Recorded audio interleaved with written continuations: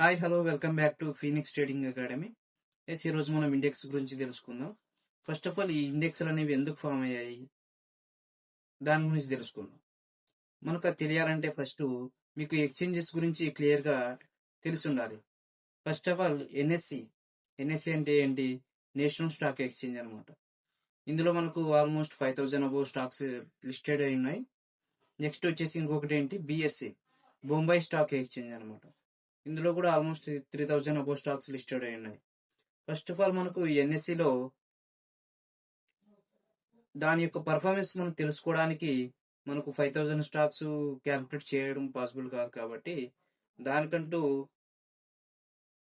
అందులో పర్ఫామ్ అయ్యే top sectors wise కావచ్చు, మంచి పర్ఫార్మెన్స్ ఉన్న గ్రూప్ ఆఫ్ స్టాక్స్ని తీసుకొని ఒక ఇండెక్స్గా తయారు చేశారు.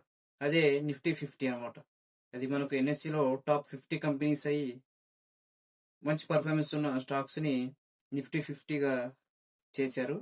మనకు ఓవరాల్గా ఎన్ఎస్సిలో ఎన్ఎస్సి పెరిగిందా తగ్గిందా అని మనకు తెలుసుకోవడానికి ఈ నిఫ్టీ 50ని యూజ్ చేస్తారు, ఇండికేట్ చేస్తుంది అనమాట మనం నిఫ్టీ 50.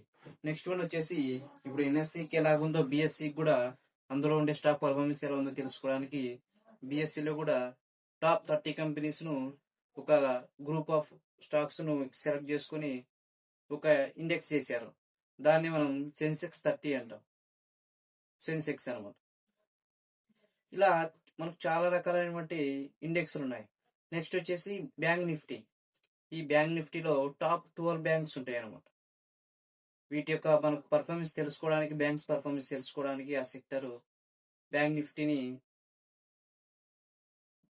మ్యానుఫ్యాక్చరింగ్ చేసింది. సారీ.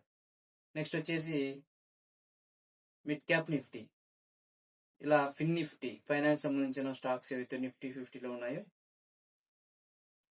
ఎన్ఎస్సిలో ఉన్నాయో దాన్ని మనకు ఐడెంటిఫై చేసుకోవడానికి, దాని యొక్క గ్రోత్ తెలుసుకోవడానికి ఈ ఫిన్ నిఫ్టీ అని ఉంది.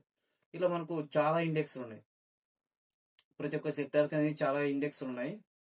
ఇది ఇండెక్స్ గురించి అనమాట.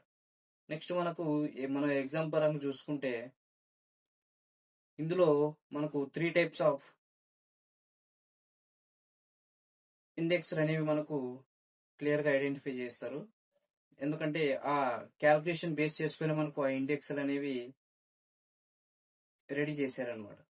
ఫస్ట్లో అందులో వచ్చేసి ప్రైస్ వెయిటెడ్ ఇండెక్స్ ఒకటి, next market capital weighted index, free float market capital index.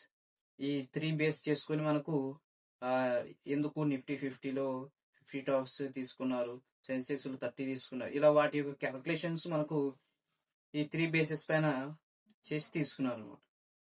ఇది మనకు ఇండెక్స్ అనమాట. అందరు క్లియర్ ఐడియా వచ్చింది కదా ఎందుకు మనకు ఇప్పుడు టాప్ నిఫ్టీ 50 అన్నామా, ఆ నిఫ్టీ 50లో ఉన్న స్టాక్స్ పెరిగితేనే నిఫ్టీ 50 అనేది పెరుగుతుంది. లేదు ఆ 50 కంపెనీస్ పర్ఫార్మెన్స్ లో ఉందనుకోండి, లో మార్కెట్ అది ఏమవుతుంది, నిఫ్టీ 50 అనేది ఫాల్ అయిపోతుంది. సేమ్ మనకు హెడ్జింగ్ పర్పస్ కోసం దీన్ని అనేది యూజ్ చేస్తారు. ఎలా అవుతుందంటే, ఇప్పుడు చాలా కంపెనీస్ ఏం చేస్తాయి, చిప్ కంపెనీస్ అని మీరు పేరు వినే ఉంటారు. చిప్ కంపెనీస్ అంటే ఏంటి, ఈ నిఫ్టీ 50లో టాప్ కంపెనీసే. చాలా మంది వాటిలో ఇన్వెస్ట్ చేసి ఉంటారు కాబట్టి heavy quantity, large quantity, almost 20,000 30 quantity ఉన్నప్పుడు ఎక్కువ అమౌంట్ వాళ్ళు పెడతారు కాబట్టి టెంపరవరీ లాస్ నుంచి రికవర్ చేసుకోవడానికి హెడ్జింగ్ పర్పస్గా ఈ నిఫ్టీ 50 సెల్ చేయడం, నిఫ్టీ 50 బై చేయడం, ఇలా నిఫ్టీ ఫ్యూచర్స్ బై చేయడం, ఇలా హెడ్జింగ్ పర్పస్ కోసం అని చెప్పేసి వీటిని యూజ్ చేసుకోవడం జరుగుతుంది. సేమ్ యాజ్ యూజువల్గా బ్యాంక్స్ కావచ్చు, సెన్సెక్స్ కావచ్చు, ఇలా చాలా రకాలైనటువంటి ఇండెక్స్లు మనకు అవైలబుల్ ఉన్నాయి ఇప్పుడు. ఇంకా మీకు ఏమైనా దీని గురించి డౌట్స్ ఉంటే కామెంట్ సెక్షన్లో కామెంట్ చేయండి. మీకు ఏ వీడియో కావాలన్నా కామెంట్ సెక్షన్లో కామెంట్ చేస్తే ప్రతి ఒక్క వీడియోని క్లియర్గా ఎక్స్ప్లెయిన్ చేస్తాం. Thank you. జై హింద్.